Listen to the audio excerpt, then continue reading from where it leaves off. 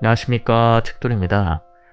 오늘 소개해드릴 책은 간절히 말하면 기적처럼 이루어진다입니다. 저자는 이유진, 출판사는 유노북스입니다. 당신이 할 수 있다고 생각하든 할 수 없다고 생각하든 당신의 생각이 옳다. 포드 자동차의 창립자 헨리 포드의 말처럼 우리는 믿는 대로 생각하고 살아갑니다. 우리의 생각은 그동안의 믿음을 사실이라고 생각하며 자동 반사적으로 떠올리죠. 자동으로 떠오른 생각이 내가 원하는 믿음인지 아닌지 빠르게 인지를 해야 합니다. 이 믿음들이 나도 모르게 내 삶을 인도하기 때문이죠. 그렇다면 어떻게 생각을 의식하고 내 마음대로 바꿀 수 있을까요? 효과적인 방법은 깨어나는 순간 나의 머릿속에 무엇이 떠오르는지 의식적으로 관찰하는 습관을 들이는 것입니다. 나의 생각을 바라보는 훈련이죠. 쉬운 방법이 있습니다. 자동으로 떠오른 생각 뒤에 뭐뭐구나를 붙이면 되는 것이죠.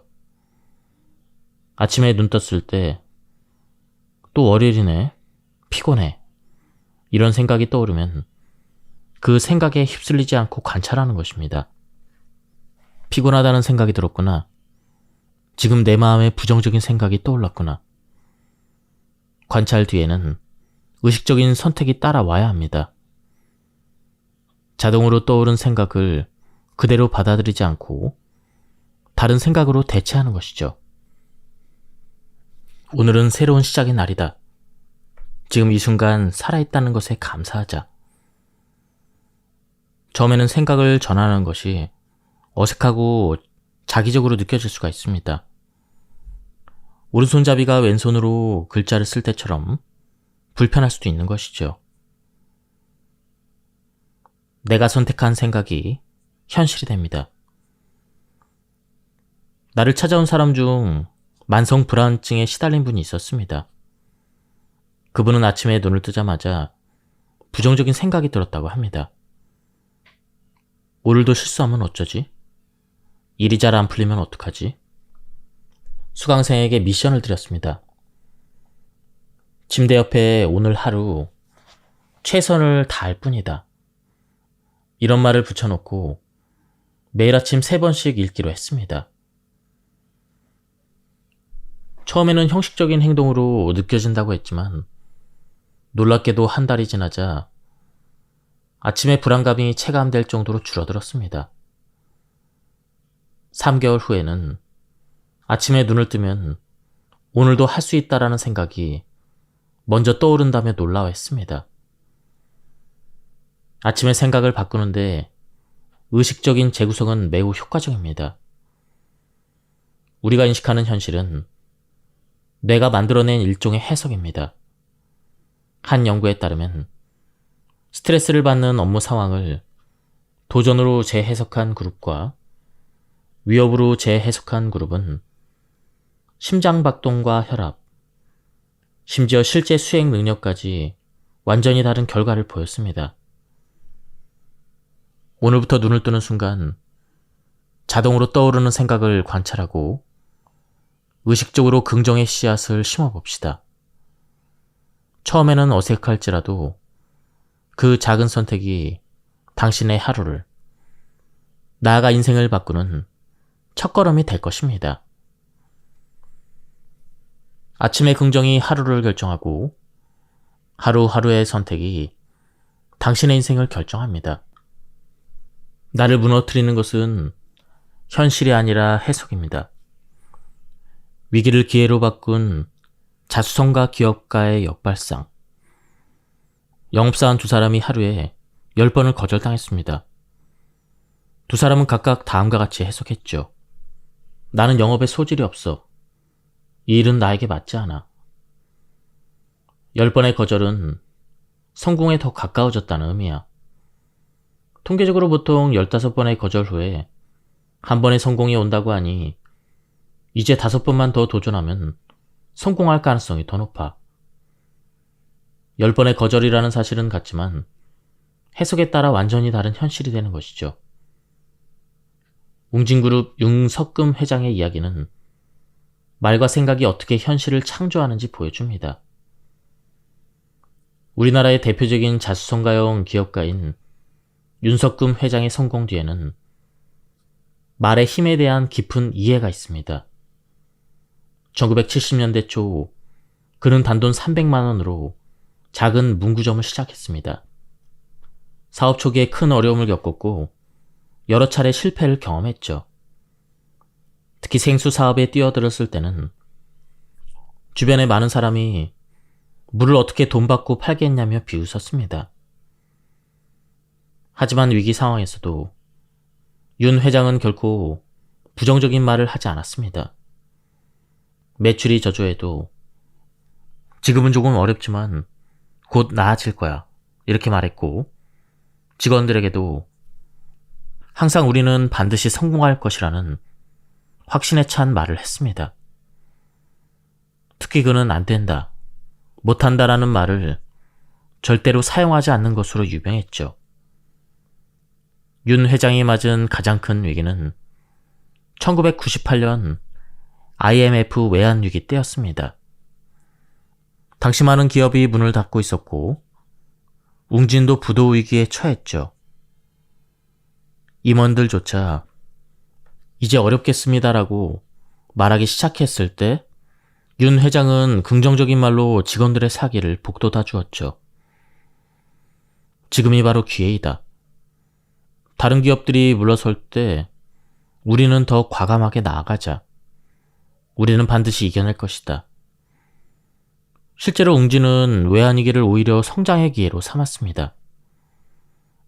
윤 회장은 말을 바꾸면 생각이 바뀌고, 생각이 바뀌면 행동이 바뀌며, 행동이 바뀌면 결과가 바뀐다라는 철학을 강조했죠. 그는 회사에서 부정적인 언어 사용을 금지하고 항상 긍정적인 언어로 소통할 것을 장려했습니다. 예를 들어 문제가 있다는 표현 대신 해결해야 될 과제가 있다는 표현을 사용했습니다. 뇌와 몸에 영향을 주는 무의식적인 자기암시. 뇌는 반복적인 자극을 진실로 받아들이고 마침내 그것에 맞게 현실을 조율합니다. 땅에 지속적으로 물이 흘러 결국 깊은 계곡이 만들어지는 것과 같죠. 우리가 매일 자신에게 들려주는 이야기가 우리가 걸어갈 인생의 지도를 그립니다. 우리가 어떤 생각이나 행동을 반복할 때마다 뇌의 특정한 신경 경로가 활성화되는 것이죠. 이 경로는 반복될수록 더 강해져서 기본 경로가 됩니다. 경로가 충분히 강화되면 의식적으로 노력하지 않아도 자동으로 활성화되죠. 동양에서는 오래전부터 무의식의 힘을 명상과 만트라, 기도 등의 형태로 활용했습니다. 수천 년간 이어진 지혜는 현대 신경과학에서도 증명되었습니다. 서양에서는 20세기 후반에 들어서 신경 가소성을 통해서 무의식이 뇌의 구조를 바꾼다는 것을 입증했습니다. 신경 가소성이란 뇌가 경험에 따라 구조와 기능을 바꿀 수 있는 능력을 말합니다.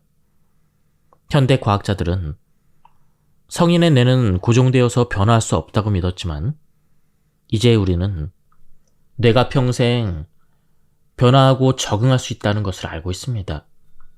스티브 하비는 가난과 노숙의 시간을 보내면서도 거울을 보며 매일 나는 쇼를 진행하는 사람이 될 것이다. 나는 나만의 TV 프로그램을 갖게 될 것이다. 이렇게 확언했습니다. 믿기 어려웠던 그 말들은 현실이 되었고 그는 수백억 원을 벌어들이는 미국 최고의 쇼 호스트이자 작가가 되었죠. 성공학의 아버지 나폴레온 힐은 20년 동안 507명의 자수성가 부자들을 인터뷰하고 분석한 끝에 세계 최초의 성공 철학을 세웠습니다. 그가 강조하는 자기암시의 원칙은 최신 뇌과학 연구에서 매우 효과적이라고 밝혀진 것처럼 선구적이었죠. 그는 열망을 재화로 바꾸는 6단계를 제시했습니다. 그 중 하나가 지금까지의 내용을 글로 써라. 액수와 날짜, 대가를 간결하고 분명하게 선언문으로 불을 일굴 계획을 분명하게 서술하라라고 했습니다. 나폴레온 힐도 어려운 시기에 1000번의 말을 반복한 뒤 두려움과 망설임을 떨쳐버리고 계획을 세울 수 있었다고 고백했습니다.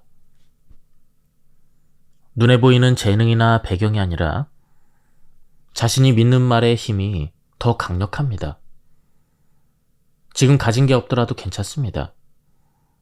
자신이 믿는 말 한 줄, 그 안에 이미 당신의 미래가 담겨 있습니다. 돈에 대한 생각이 당신의 재정을 결정합니다. 이 습관은 복잡하지 않습니다. 하루에 5분. 아침과 밤이 가장 효과적인 시간입니다. 이때는 뇌가 알파파 상태로 전환되어서 무의식과 가장 가까워집니다. 방법은 간단합니다. 거울 앞에 서서 자신의 눈을 바라보며 다음 문장을 천천히 감정을 실어 반복합니다. 나는 부와 풍요의 자석이다. 돈은 나에게 자연스럽게 흘러온다. 나는 부를 창출하는 가치 있는 사람이다. 이때 가장 중요한 것은 느낌입니다. 단순히 문장을 암기해서 말하는 것이 아니라 그 말이 진짜라고 느껴야 한다는 것이죠. 처음에는 어색하고 가짜처럼 느낄 것입니다. 하지만 반복은 점차 믿음을 만듭니다. 외국어가 입에 붙듯 확언도 진짜가 되는 것이죠. 긍정 확언은 가능성과 균형을 찾는 말입니다. 헤르만 헤세의 시타르타에서 주인공 시타르타는 모든 존재 안에 빛과 어둠이 공존함을 깨닫습니다.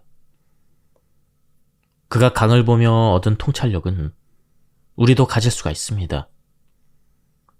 강물은 끊임없이 흐르지만 동시에 영원히 그 자리에 머뭅니다. 이것이 쌍극성의 본질입니다. 하나의 현상 안에서 상반된 두 특성이 동시에 존재하는 것이죠. 불교 철학에서 말하는 중도 역시 이와 같은 맥락으로 이해할 수가 있습니다. 붓다는 극단의 고행도 극단의 방일도 깨달음의 길이 되지 못한다고 가르쳤죠. 모든 극단 사이의 균형점에서 진정한 지혜가 발견된다는 것입니다. 한국의 전통 의학인 한의학에서는 몸의 음양 균형을 중시합니다. 양기가 너무 강해도 음기가 너무 강해도 질병이 발생한다고 본 것이죠. 건강은 이 둘의 조화로운 균형에서 나옵니다.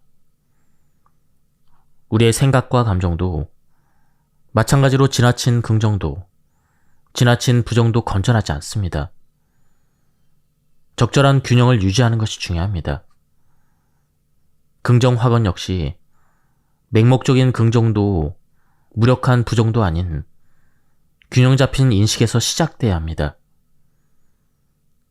부정 편향은 현대를 살아가는 대부분이 부정을 먼저 더 많이 선택하게 만듭니다. 이는 진화한 뇌의 특성으로 위험과 위협에 더 민감하게 반응하도록 설계된 생존 메커니즘이죠. 결과적으로 대부분의 사람들은 자연스럽게 부정적인 면에 더 집중해서 균형이 맞지 않는 상태가 됩니다. 쌍극성의 법칙을 이해하고 긍정 확언을 실천하는 것은 지나치게 한쪽으로 기울어진 사고를 다시 균형 있게 만드는 과정 중 하나입니다.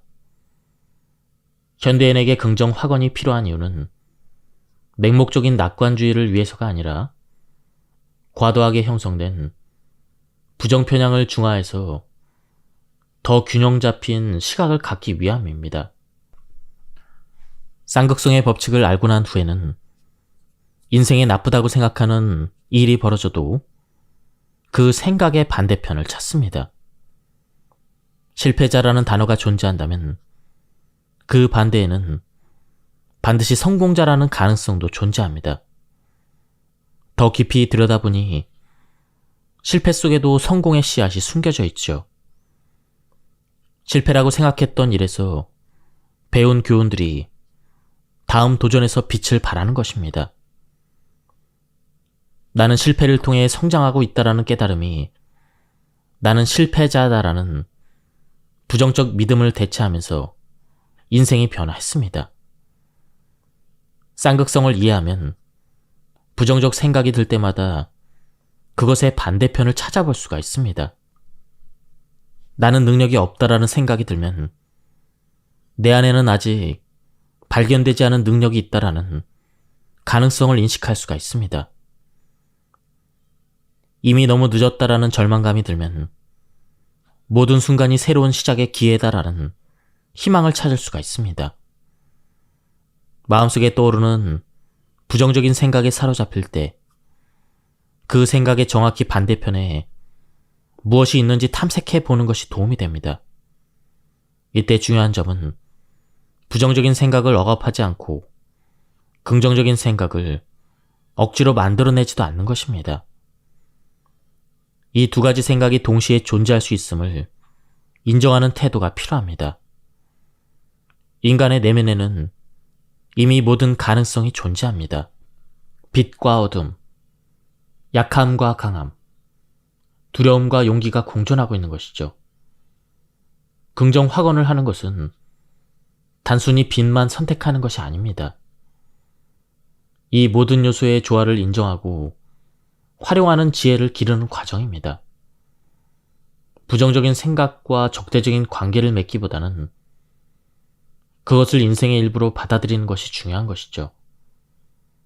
그것을 밀어내려 하지 말고 그 존재가 오히려 긍정적인 가능성의 존재를 보장한다는 것을 기억합시다.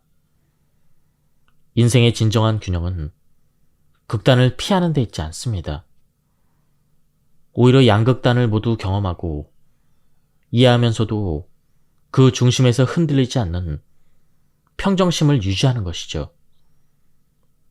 이는 태풍의 중심에 있는 고요한 눈과도 같습니다. 주변은 혼란스럽지만 중심은 평온합니다. 쌍극성을 이해한 긍정 확언은 삶의 풍요를 가져다 줍니다. 이 원리를 마음 깊이 깨달으면 더 이상 좋음과 나쁨, 성공과 실패로 세상을 양분하지 않게 됩니다. 대신 모든 경험이 성장의 기회임을 알게 됩니다. 쌍극성의 법칙을 이해하고 실천하는 것은 우리의 내면에 이미 존재하는 총체적 가능성을 인정하는 여정이 될 것입니다. 소리 진동으로 긍정 확언을 침투하는 법. 소리는 피부를 뚫고 들어갑니다. 골전도라는 현상이죠. 귀를 막고도 소리를 들을 수 있는 이유가 바로 이 때문입니다. 소리는 공기를 통해서만이 아니라 뼈와 조직을 통해서도 전달됩니다. 이는 소리가 우리 몸 전체를 하나의 악기로 만들 수 있음을 의미하죠. 당신도 지금 당장 시도해 볼 수가 있습니다. 지금 가슴에 손을 얹고 하고 소리를 내서 낮은 진동을 만들어 봅시다. 이 울림이 가슴 전체로, 몸 전체로 퍼져나가는 것을 느껴봅시다. 이것이 바로 소리 진동의 힘입니다. 외부에서 들리는 소리뿐만 아니라 우리가 직접 내는 소리도 무의식에 영향을 미칩니다. 그러므로 확언을 할 때는 단순히 말하지 맙시다. 노래하듯이 확언합시다. 음정을 올리고 내리며 리듬을 만들어 봅시다. 나는 건강하고 행복하다를 단순히 읽지 말고 멜로디를 붙여서 불러봅시다. 소리의 진동이 더 깊이 침투할 것입니다. 숨소리도 강력한 진동 도구입니다. 요가의 호흡법, 프라나야마 중 봄벌 호흡은 윙윙거리는 소리를 내며 숨을 내쉬는 방법입니다. 이 소리가 뇌 전체의 진동을 일으키고 불안과 스트레스를 즉각 완화시킵니다. 5분만 해도 머리가 맑아지는 것을 느낄 수가 있습니다. 잠들기 전에는 396Hz 주파수를 들어봅시다. 이 주파수는 두려움과 죄책감을 해소하는 정화의 주파수로 알려져 있습니다. 이어폰으로 듣지 말고 방 전체에 울려 퍼져서 몸 전체가 그 진동을 느끼도록 합시다. 그 상태에서 긍정 확인을 하면 저항이 없이 무의식 깊숙이 침투합니다. 무의식을 바꾸는 습관을 형성하는 초기에 가장 큰 장애물은 불편함입니다. 새 신발을 처음 신으면 불편하듯 새로운 행동도 처음에는 어색하고 불편합니다. 이때는 뇌를 속이는 몇 가지 기술이 필요합니다. 미국의 스탠포드대 BJ 포크 박사는 미니 습관의 개념을 제시합니다. 너무나 작아서 거부할 수 없는 습관으로 시작하라는 것이죠. 30분 운동하기가 아니라 1분 동안 제자리 뛰기, 책 한 권 읽기가 아니라 책 한 페이지 읽기, 방 정리하기가 아니라 양말 한 짝 정리하기 같이 미니멀하게 시작하라는 것입니다. 뇌는 이런 작은 요구에 저항하지 않습니다. 흥미로운 점은 일단 시작하면 계속하는 경우가 많다는 것이죠. 숙제하기 싫어하는 아이가 있습니다. 선생님은 그 아이에게 단 한 문제만 풀어볼래? 제안했습니다. 아이는 그 정도는 할 수 있겠다 생각하고 한 문제를 풀었습니다. 그리고 이미 시작했기 때문에 계속해서 더 많은 문제를 풀었습니다. 이것이 바로 미니 습관의 힘입니다. 하면 할수록 마음이 깨끗해지는 말. 하와이의 해변에는 소금기가 끼지 않는 샘물이 하나 있습니다. 바닷바람이 거세게 몰아쳐도 그 샘은 늘 맑고 달콤합니다. 마을 사람들은 그 이유를 알고 있습니다. 그 샘 아래에는 작은 모래층이 끊임없이 새로 생겨서 짠맛을 걸러주기 때문이죠. 호오포노포노 역시 마음속에 자라는 이 모래층과 같습니다. 미안합니다. 용서합니다. 고맙습니다. 사랑합니다. 이 네 마디가 마음속에 흘러들어서 오래된 분노와 죄책감, 서운함을 걸러내 다시 달고 투명한 감정으로 돌려줍니다. 마음의 샘을 투명하게 정화하는 하와이의 오랜 전통이죠. 첫 번째 문장 미안합니다. 밤새 내린 서리를 녹이는 따뜻한 벽과 같습니다. 무심코 놓쳤던 책임이 표면 위로 떠오르고 숨 죽였던 감정이 스스로 모습을 드러냅니다. 뇌 속의 전측 대상 피질이 반짝이며 내 몫이 있다는 사실을 깨닫죠. 두 번째 문장은 용서합니다입니다. 얼어붙은 땅에 작은 물줄기를 내는 손끝과 같습니다. 전전두엽이 편도체에게 위험 정보를 내릴 필요가 없다고 알리면서 마음속에서 억눌린 분노가 실금처럼 갈라져 빠져나오죠. 세 번째 문장은 고맙습니다입니다. 햇살이 물결 위를 스치는 순간이죠. 측좌액 도파민을 분비하고 같은 기억이 상처에서 배움으로 색깔을 바꿉니다. 마지막 문장은 사랑합니다입니다. 머나먼 강줄기가 드넓은 바다와 만나는 하구입니다. 옥시토신이 온몸으로 퍼져나가며 나는 여전히 연결되어 있다는 느낌을 선물합니다. 호오포노포노에는 작은 예열 의식이 따릅니다.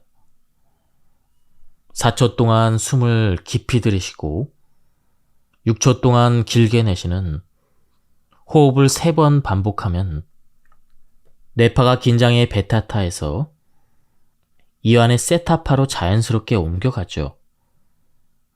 그 틈에 눈을 감고 오늘 마음을 짜릿하게 만든 장면 하나를 스크린처럼 떠올립니다. 상사의 무심한 메일도, 버스에서 들은 거친 말도, 거울 앞에서 자신에게 던진 왜 이렇게 못났니? 이런 독백도 좋습니다. 빛을 비추면 그림자가 선명해지듯 장면이 뚜렷할수록 네 마디는 정확히 닿습니다. 이에 이 네 문장을 숨결에 실어서 물 흐르듯 속삭이는 것이죠. 미안합니다. 이렇게 되시고 용서합니다 하고 뇌십니다. 어느 순간 장면이 색이 희미해지거나 가슴이 서서히 데워지는 느낌이 오죠. 그 감각을 잠시 놓지 않고 일기에 한 줄 적습니다. 어깨가 내려왔는지, 목덜미가 풀렸는지, 눈가가 시큰했는지 적어두면 잉크가 마르기 전에 기억이 굳게 저장됐죠. 이렇게 하루 5분을 21일 동안 이어가면 모래층에 겹겹이 쌓이듯 마음속에도 견고한 여과층이 생깁니다. 효과를 높이려면 요령이 필요합니다. 첫째, 모호한 죄책감이 아니라 오늘의 구체적인 장면에 네 마디를 비춰야 합니다. 물을 어디에 부어야 할지 알아야 물길이 됩니다. 둘째, 감정을 억지로 막으려 들지 않습니다. 울컥하는 순간 흐르는 중이야라고 속삭이면 감정은 자연스레 배숙으로 빠져나가죠. 셋째, 마음이 조급하면 속도를 반으로 줄이고 졸리면 목소리를 아주 조금 높이면 됩니다. 무의식은 리듬에 맞춰 춤추는 물결처럼 소리의 높낮이에 민감합니다. 호어포노포노는 네 갈래의 물길로 마음의 짠맛을 길러내는 오래된 여가법입니다. 5분을 21일로 겨울같이 굳어있던 흙이 녹고 그 자리에 연두빛 새싹이 고개를 듭니다. 무의식은 새로운 문장을 받아들이기 시작합니다. 나는 용서받았다. 나는 배운다. 나는 연결되어 있다. 쉽게 적용해 봅시다. 첫 번째, 직장에서 경직 때문에 스트레스를 받는 경우 동료들의 성과 메일이 하루에도 몇 번씩 올립니다. 나는 뒤처지고 있어라는 긴장이 마음을 살짝 재워오죠. 그는 점심 후 빈 회의실에 앉아 노트북 화면을 바라보며 네 마디를 읊습니다. 미안합니다. 나를 남과 비교하느라 지나치게 한 내 시선에 용서합니다. 성급하게 스스로를 평가절하한 마음을 고맙습니다. 동료 성과가 나의 성장 방향을 보여준 사실에 사랑합니다. 배움에 열려있는 내 가능성에. 오래 묵은 열등감이 작은 균열을 내며 빠져나가는 순간입니다. 이 네 마디는 하루아침에 갑자기 드라마틱한 변화를 가져오진 않습니다. 대신 모래 입자가 조금씩 쌓여서 여과층을 만드는 일처럼 날마다 5분씩 마음의 수로를 넓혀주죠. 어느새 이 수로는 갈등이 잦은 가정까지, 경쟁이 치열한 직장까지, 자신에게조차 모질게 굴던 내면의 빈 골목길까지 물을 흘려보냅니다. 마음의 소금이 빠지면 몸도 반응하죠.